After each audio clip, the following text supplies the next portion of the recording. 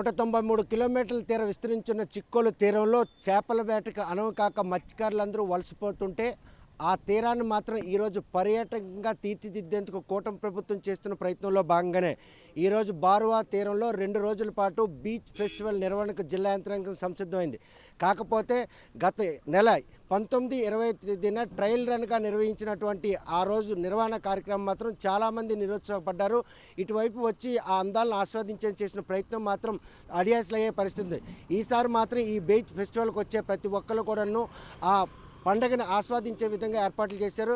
కాకపోతే పెద్ద మొత్తంలో సందర్శకులు వస్తారనే ఉద్దేశంతో పోలీసులు కూడాను భద్రతా చర్యలను కూడా ముమ్మరం చేశారు. ఎందుకంటే బారువా రావాలంటే ఒక సింగిల్ రోడ్ ఉంటుంది. ట్రాఫిక్ కానీ అదేవిధంగా తీరంలో సందర్శకులు ఎటువంటి అసౌక్యం కలగకుండా ఉండేందుకు ఎటువంటి ఏర్పాట్లు చేశారనే విషయం ప్రస్తుతం మన సీఎం మంగరాజు ఉన్నారు. చూస్తే కనుక గత నెలలో నిర్వహించిన 2 రోజులు వచ్చినటువంటి సందర్శకులు చాలా ఇబ్బందులు పడ్డారు. ఈసారి ఎటువంటి భద్రతా ఏర్పాట్లు చేశారు? తీరంలో ఈరోజు బోట్ షికార్లు ఇవన్నీ పెట్టారు. అక్కడ కూడా ఎటువంటి భద్రతా ఏర్పాట్లు ముమ్మరం చేశారు.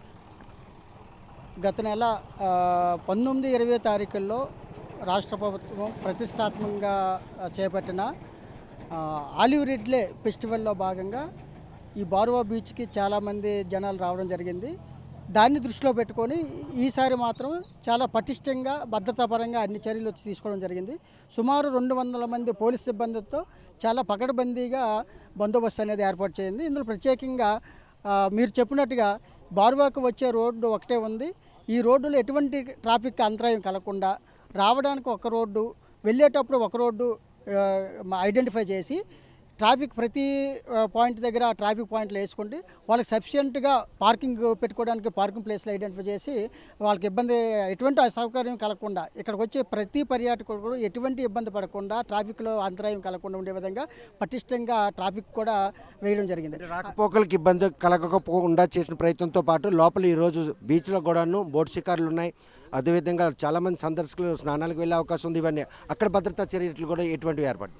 అవునండి, మీరు చెప్పినట్టుగా ఇదే విధంగా ఎవరైతే పర్యాటకులు వచ్చి బీచ్లోనే ఆహ్లాదకరంగా గడపాలనుకుంటారో వాళ్ళు బీచ్లోకి వెళ్ళేటప్పుడు అకస్మాత్తుగా అనుకోకుండా ఎటువంటి సంఘటనలు జరగకుండా చాలా పటిష్టంగా ఏర్పాట్లు చేయము. దీనికోసమని ప్రత్యేకించి ఎస్డీఆర్ఎఫ్ పార్టీలని తీసుకురావడం జరిగింది.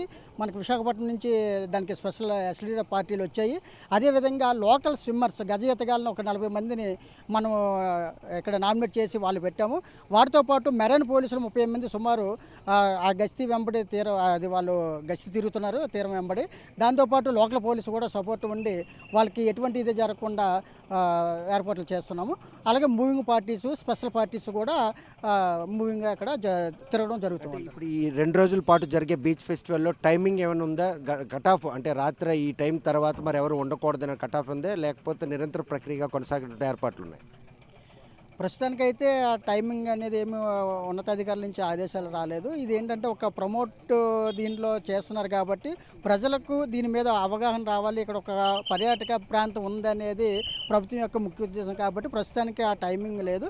భద్రతా దృష్ట్యా ఏదైనా ఇబ్బంది కలిగితే దాన్ని టైమింగ్ ఉన్నతాధికారులతో చేసి దాన్ని చెప్పడం జరుగుతుంది. ఎందుకంటే 2 రోజుల పాటు నిర్వహించబోయే ఈ బీచ్ ఫెస్టివల్కి మాత్రం భద్రతా లోపం అన్నది లేకుండా ఉండేందుకు పూర్తి స్థాయిలో పోలీసులు, మెరైన్ పోలీసులు, అదేవిధంగా లోకల్ పోలీసులు కూడా పూర్తి స్థాయిలో భద్రత ఏర్పాటు చేస్తున్నారు.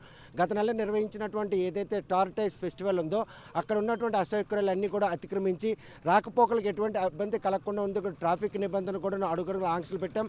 సందర్శకులు ఎంతమంది వచ్చినా కూడాను లోపలికి వెళ్ళి ఆహ్లాదకరంగా ఆ పండుగను ఆస్వాదించేందుకు చేసినటువంటి ప్రయత్నం మాత్రం పూర్తి స్థాయిలో ఏర్పాట్లు పూర్తి చేస్తాం.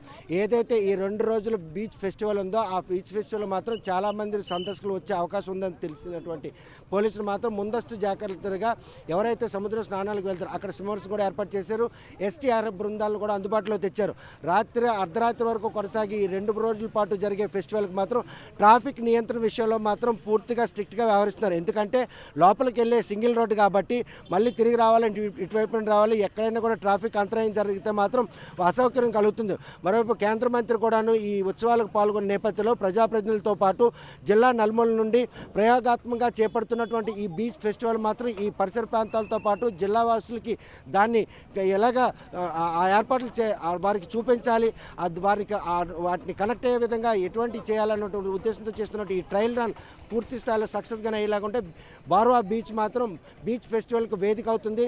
మినీ గోవాగా రూపొందుతున్నటువంటి ఈ బార్వా బీచ్కి మాత్రం సందర్శకులు వచ్చేటప్పుడు ఎటువంటి అసౌకర్యం కాకుండా ఉండేందుకు చేసిన ప్రయత్నం మాత్రం పూర్తి స్థాయిలో చేస్తాం. పోలీస్ పరంగా భద్రతా ఏర్పాట్లు, సముద్రంలో స్నానాలకు వెళ్ళే స్విమ్మర్స్ వీళ్ళందరూ కూడా అందుబాటులో ఉంచాం. 2 రోజుల పండుగలో ఎటువంటి అసౌకర్యం కలగకుండా ఉండేందుకు భద్రతా ఏర్పాటు మాత్రం పూర్తి చేశామని సిఐ స్పష్టం చేస్తున్నారు. వీడియో జర్నలిస్ట్ రామకృష్ణతో సత్యం, ఆర్టీవీ శ్రీకాకుళం. మరిన్ని వీడియోస్ కోసం ఛానల్ ని సబ్స్క్రైబ్ చేయండి. లేటెస్ట్ అప్డేట్స్ కోసం వాట్సాప్ ఛానల్ ని ఫాలో అవ్వండి. ఆ లింక్ డిస్క్రిప్షన్ లో ఉంది.